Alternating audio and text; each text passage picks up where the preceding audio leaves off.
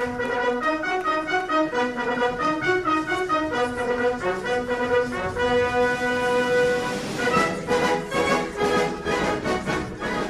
hello, and welcome to another episode of King Paramount's Canal Adventures. In today's episode, I'm not doing anything vastly special. I am simply winding where I am up in a little village called Thrupp. I say a little village, it's a pub and 2 houses, and I'm going to head back down towards Cosgrove and ultimately Milton Keynes.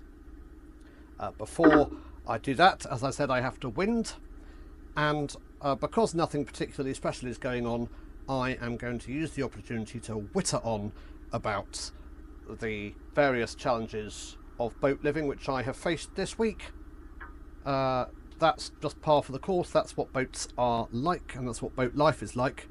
But before I do that, I'm in fact going to fast forward through the winding for 2 reasons. 1, it takes quite a long time when the video would otherwise be over an hour long, and 2, because I make something of a haulix of it, and if I fast forward really quickly, you might not notice. Let's have some jazz.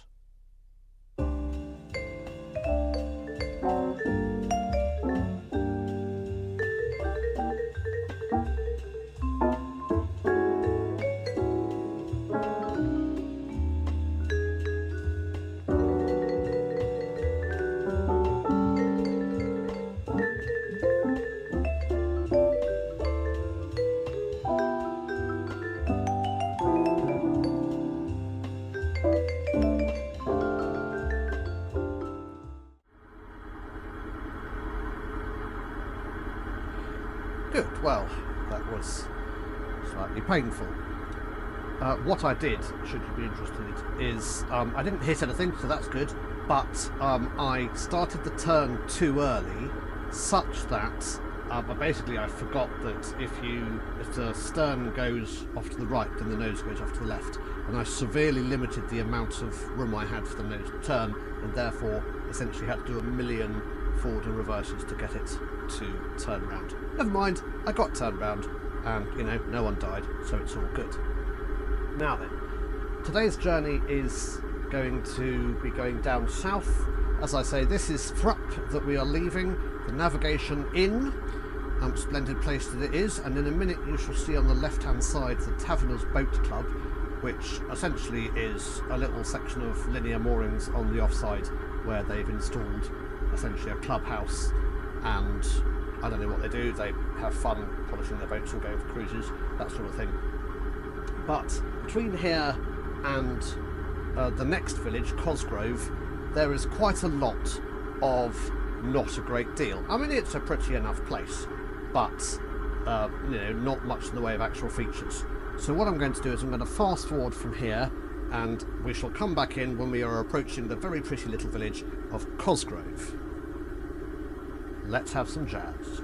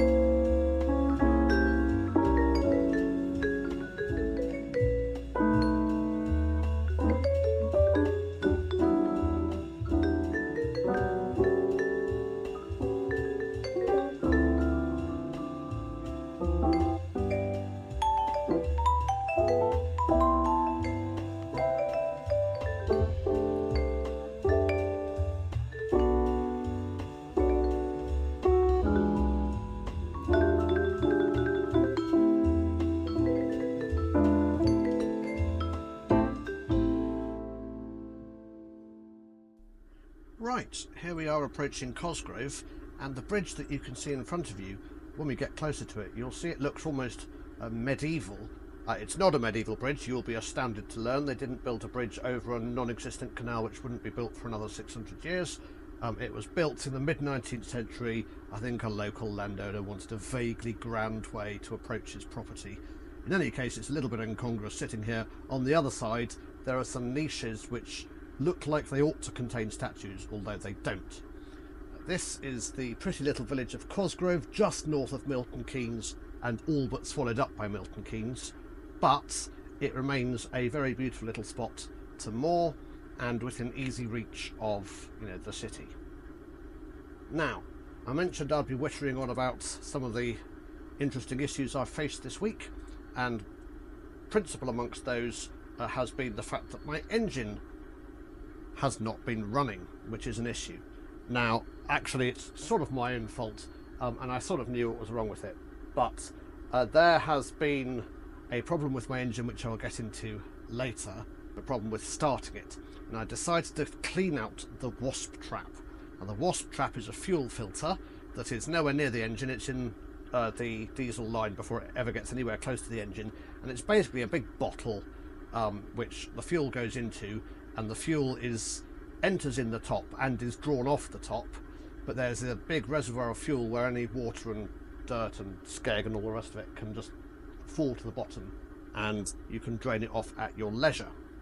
I decided to clean out this trap, which I did, not a problem, put it all back together again, and then I left the air bleed valve open at the top, which means that instead of sucking fuel out of the tank, the engine was sucking air out of the general environment, and I got the mummy and daddy of all air bubbles in my fuel pipes, and of course diesel engines won't run on air, and so I had to chase it all the way through the fuel pipes and purge it, which was a pain in the bum. However, that in itself wasn't as big a problem as the fact that the engine has in general been the very devil to start for the past 2 months, and there is a reason for that. Essentially what it will do is it will start after about 10 or 15 seconds of cranking. It'll run for 2 seconds and then stall, and then you try it again and it'll run for 2 seconds and then stall, and you have to try it 4 or 5 times with lots and lots of cranking the starter motor and therefore knackering the battery and the starter motor in order to get it to run. Now, there's basically 3 reasons why this might be happening, and so I've been chasing the reasons around and eliminating them. It may be parts of each reason, maybe all 3 reasons at once. But so reason number 1 is the solenoid stop valve might be sticky. So the way diesel engines work is they compress the diesel air mixture a lot, which makes it very hot, which makes it go bang, which drives the engine around. So there aren't any spark plugs to actually ignite the fuel. It's ignited purely by compressing the fuel air mixture, which means that unlike a petrol engine, you can't stop the engine just by removing the electricity. No more spark, no more engine. If you turn off the electricity to the engine, it'll quite happily keep on running, just without any of the checks and balances that ensure that it's not chewing itself to bits. So you have a thing called a stop valve. It's operated by a solenoid, like a little servo, so you push a button and it pulls open a valve which opens the cylinder head to atmospheric pressure. It decompresses the cylinder head. So if the cylinders aren't getting compression anymore, the fuel doesn't go bang and the engine stops. Great. The trouble is, sometimes these stop valves or the solenoids can get, covered in gunk or bent if they're overused, or, not as efficient as they used to be, and they can sometimes get stuck partially open. So you stop the engine stops, and then the solenoid valve fails to return to its running position and is sort of mostly closed. And under those circumstances, obviously you won't get compression and the engine won't run, certainly not very well. And it's possible that that's happening on my engine, and that the 4 attempts to start it are basically the engine shaking the valve back into position each time. Now, I don't think that's likely, because when the engine's hot, it starts beautifully first time. And you'd assume the problem would be every time the engine is started, not just every time the engine is started when it's cold. So that's reason number 1. Reason number 2, I know has been at least partially an issue, which is air leaking into the diesel system somewhere. So the diesel is sucked into the engine, and obviously if you suck air in, you're sucking air in and not diesel. This is partially, down to the fact that when I emptied the wasp trap, I left a valve open. That's now been closed. But there is an additional fuel bleed valve on the fuel filter that's actually on the engine, and it has stripped its threads. So, in other words, the thread part, the part that you screw it into, the threads had come off, which is bad news because it's an aluminium casting, so I had to replace the entirety of the casting, which I have now done, and there is definitely no air leaking into the system by that means. I'll tell you about the third possibility a little bit later, because on the left you can see the services block, which I am stopping at to have lunch and to have a quick shower. There's no shower like the last one before you fill up with water. That's amazing. You can take as long as you like. So I'm going to have a nice long shower, and then I shall fill up with water. It's going to take me a little while to do, because this boat you can see on the left here, Semper Fidelis, she's filling up with water. I don't know if the colour balance of this video quite does justice to how pink that boat is. But anyway, she's filling up with water, and once she's done, I'll fill up with water, and then I'll have lunch, and basically that's us until we set off again. So I'm going to cut the video, and I'll have my lunch, and then in about an hour or two we'll get going again. See you in a bit.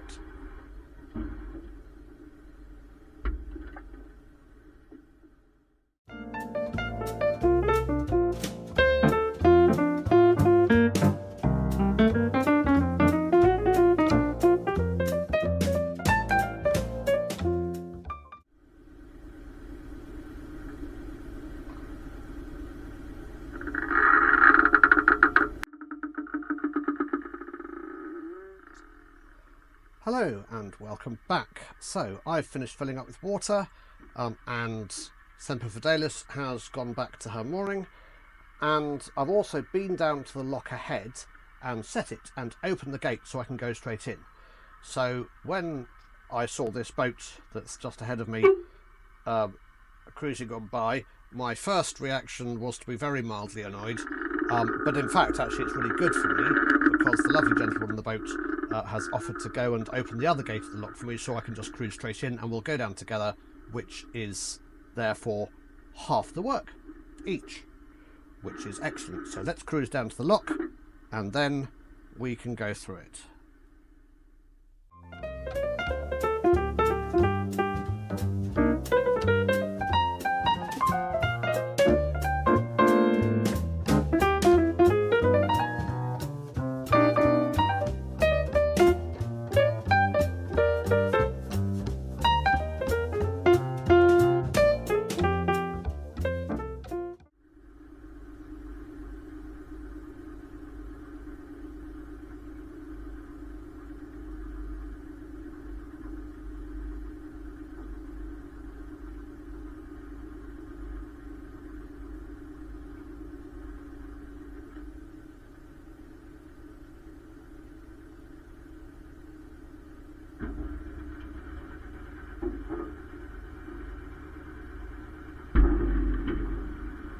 So here we are, just entering the lock next to Mary George. We'll tie up, we'll empty the lock. I think I end up letting him go first, and then we'll just bimble down past all of the moored boats to where we're going to moor tonight.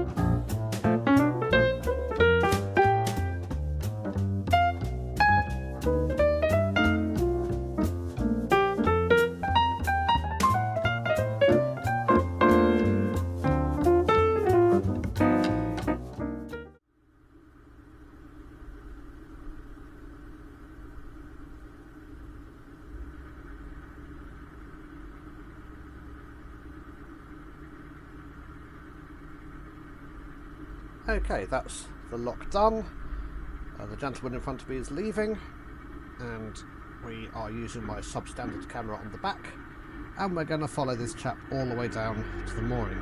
Fortunately, there was a lady wanting to come down after us, and she very kindly offered to close up for us, so I didn't even have to stop and tie up and go back into the gates, which is brilliant.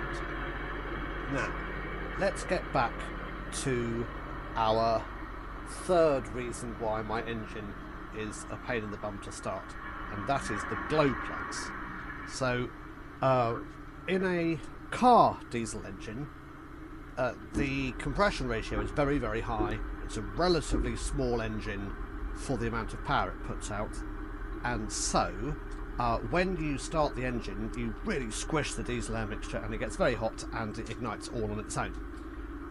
The engine in my boat is designed, well, it's originally designed for a tractor and then modified to be suitable for a canal boat. So it's much, much lower power.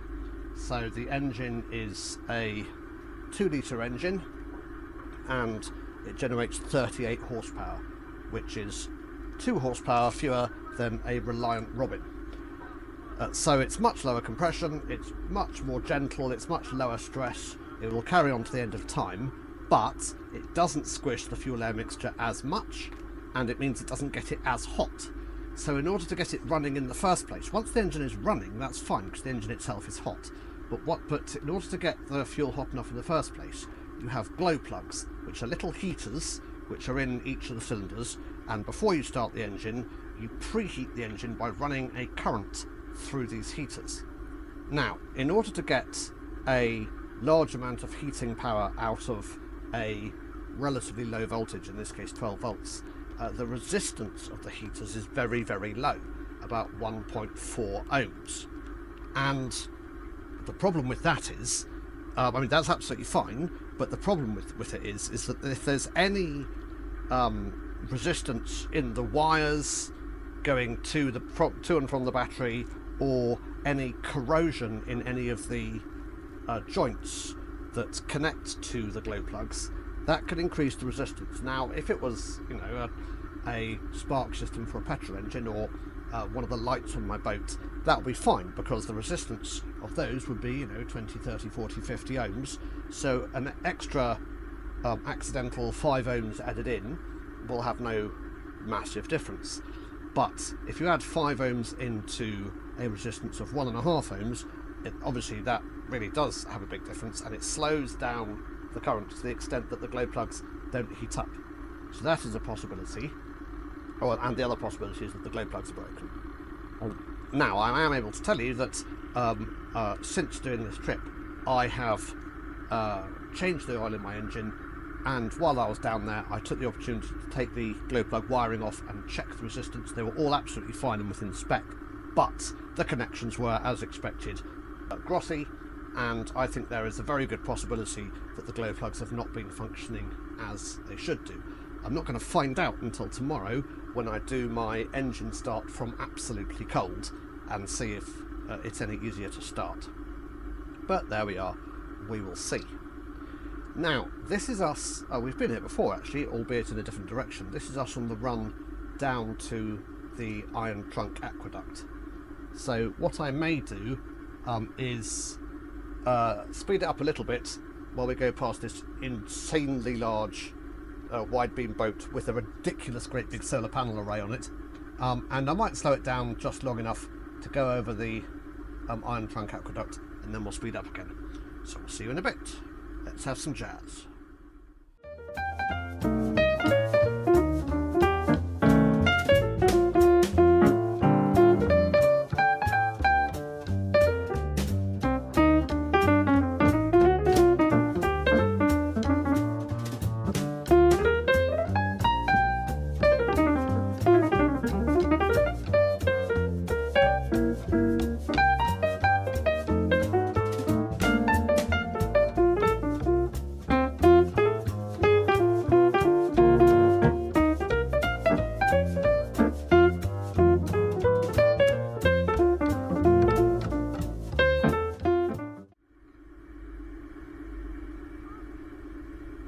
Okay, this is us just approaching the Iron Trunk Aqueduct.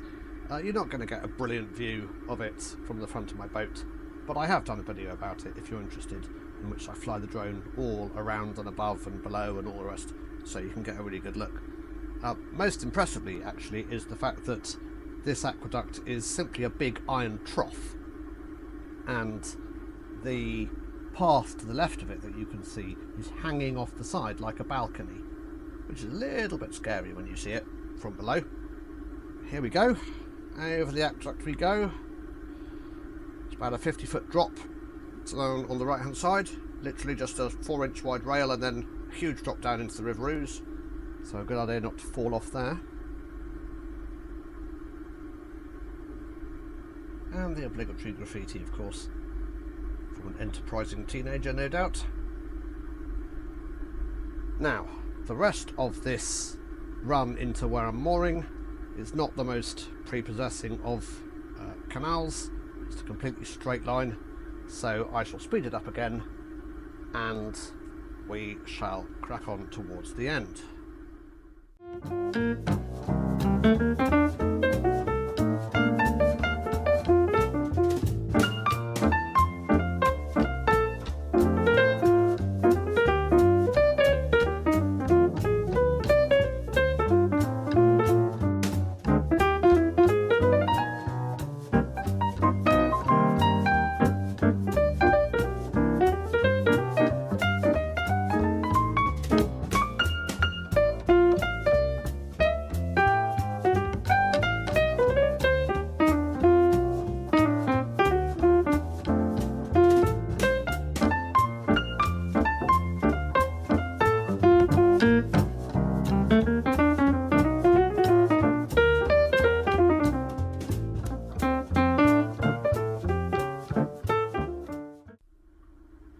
And here we are back in actual Milton Keynes, albeit not really actual Milton Keynes because we are in Wolverton, which was once a town and is now been sort of eaten up by Milton Keynes.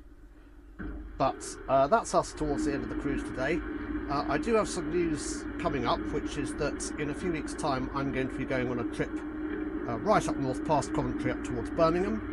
I'm going on my holidays. I'm not going to film going around Birmingham very much because I'm going with friends and I want to have a holiday, but the trip on the way up should be worth watching.